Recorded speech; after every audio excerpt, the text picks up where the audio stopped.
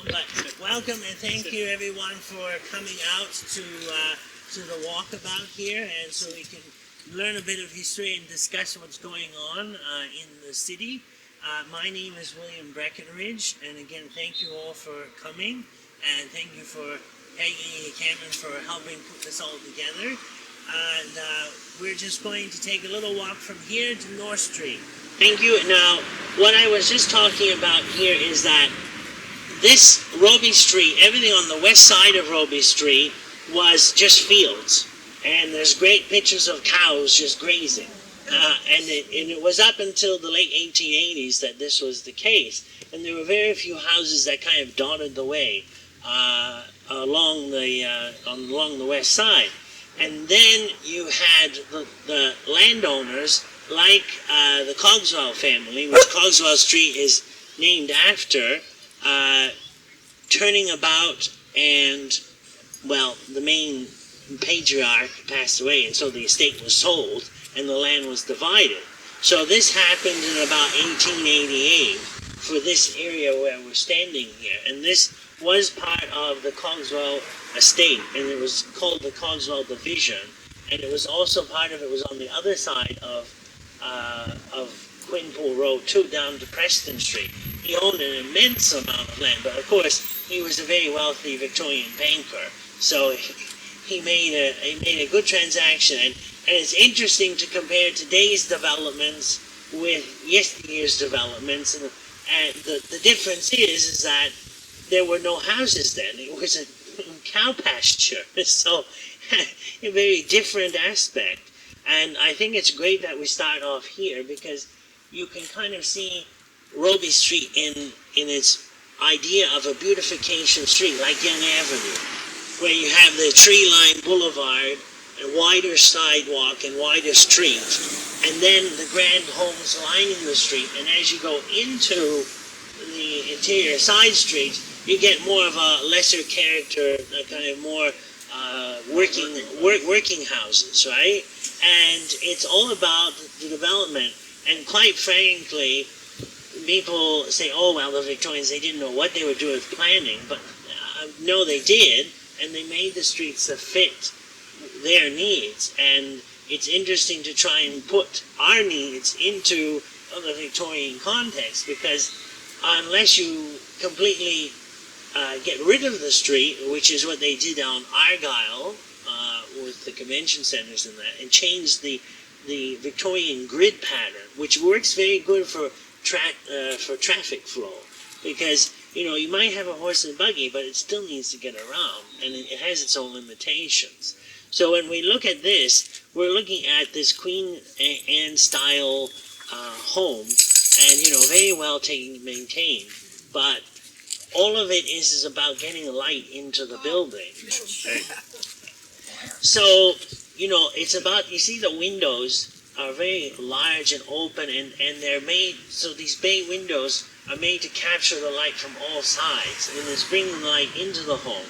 And once you get into like 1900, you started having internal plumbing and electrical enter the building. So the buildings were redesigned inside and out because of that. And it was lesser about Victorian row housing, and you had separation between to allow these lights, and you had these side bay windows like you see on here.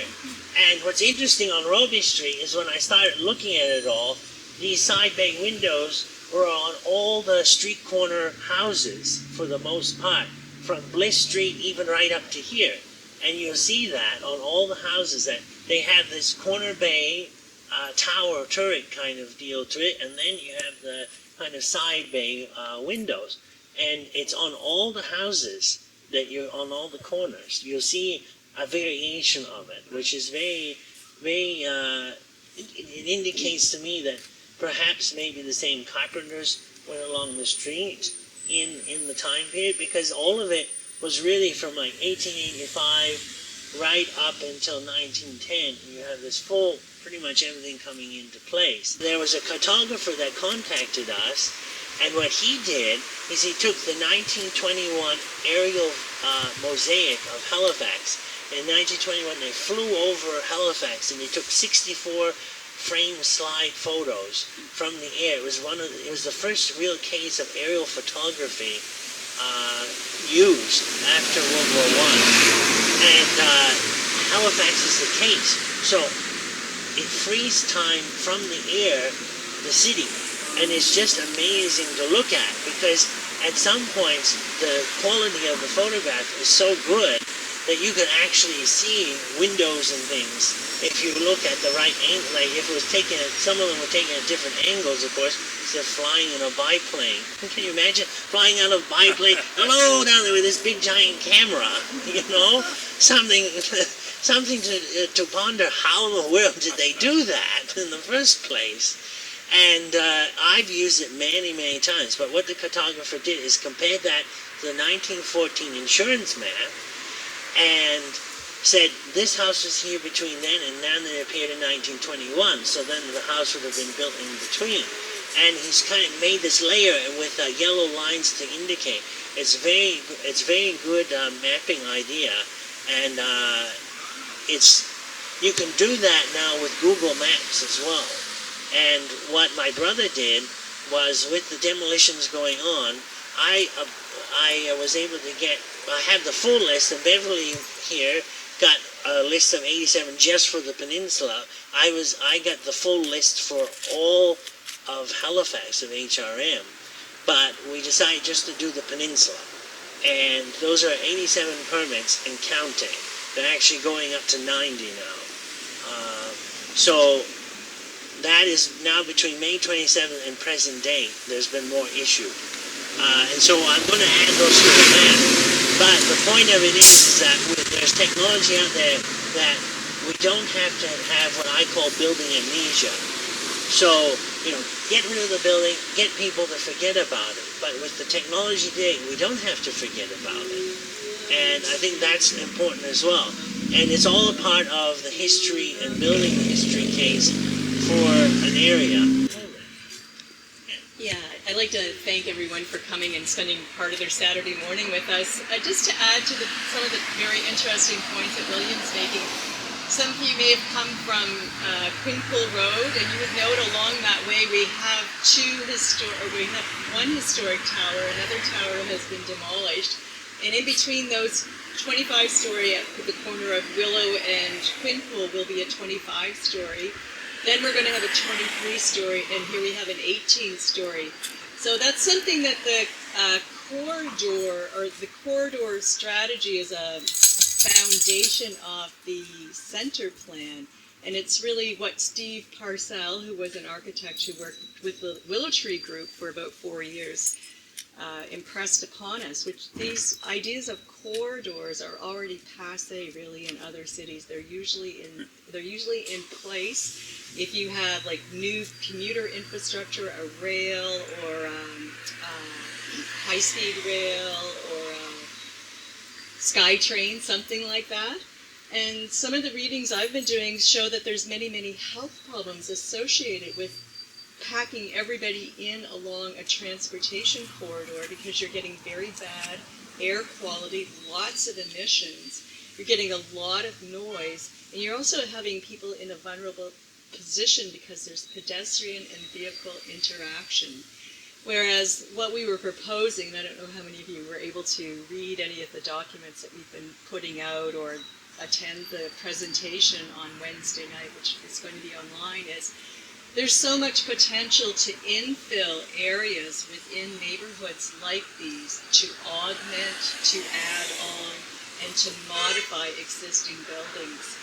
So this building behind you, for example, is a fourplex. It was completely renovated about 18 years ago. It's in very good condition.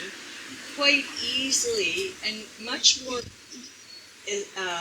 economically and efficiently and quickly, a developer could redo the basement, have 2 basement flats there, and they could take this building and do a building in the backyard, because these have very deep lots. They could do a fourplex, or it could be whatever number of units depending on what the size is, but there's really adequate space throughout, and if you walk around now after this talk, I hope you take a different look at what the potential is. Oh, there could be a little house there, or an ensuite there, or if we raise this building, we could have people living there. And those are all strategies that distribute the density. They keep what is there, they build on what is there, they protect existing affordability, they keep a stable community, they allow the people who live there to continue to live there. And it's really the kind of organic changes that Halifax has undergone in many ways. Like a lot of these would have started out as grand houses and now they're multi-unit. So just to go along here and think about, oh, there's a little space, or I could pop that one up. Like think like a tiny developer. Did you have a question? No, it also helps put money in the pockets of the people who own that building and not the developers, because if you have added a basement unit onto your house, that income goes to you and not to like the developer, to Nicholas, who's tearing everything down. Like my landlady owns one house, it's 3 apartments. She lived in the middle apartment when the 3rd floor didn't exist. It was just 1 unit. She raised her kids, rented out the bottom, and then when her kids grew up, split it, and now the 3rd floor is a separate apartment, and so she has more income to support her in her retirement. Right. But she has gotten that money, she lives there, versus Yeah. The last point I want to make is we all hear about needing housing, and we all agree. I don't think any of us are NIMBYs. That's the problem, that the dialogue becomes very polarized. But the opportunities that we have are within the city that we have without the demolitions. Many people that you'll talk to now, because we're in such a crisis, they'll say, oh, we have to build more in order to be able to have housing, and they automatically think going up is the best. And all of the research that I've done, the highest density is not in the highest building. About 4 to 6 stories is the best return on units per measure, and as well on the cost to the climate for the kind of materials that we're using. So it's very counterintuitive. It's a hard argument to get out there, because you just think higher is better, bigger is more, and it doesn't work out that way. So we'll continue along here. And Peggy, isn't this area quite densely populated? That's what I remember from the Willow Tree discussions. Yeah. Like, this is not an area where we don't have a significant dense population. It's true, and it's a little bit like Smithville again, because Smithville has that name of being a conservation district. Everybody thinks, oh, it has to stay the same. It's static. But there's many, many people living in this area, and the opportunity for more is there, and the flexibility of the community is there too. People are open to these kinds of changes. And being someone who lives in Smithville and helped create that district,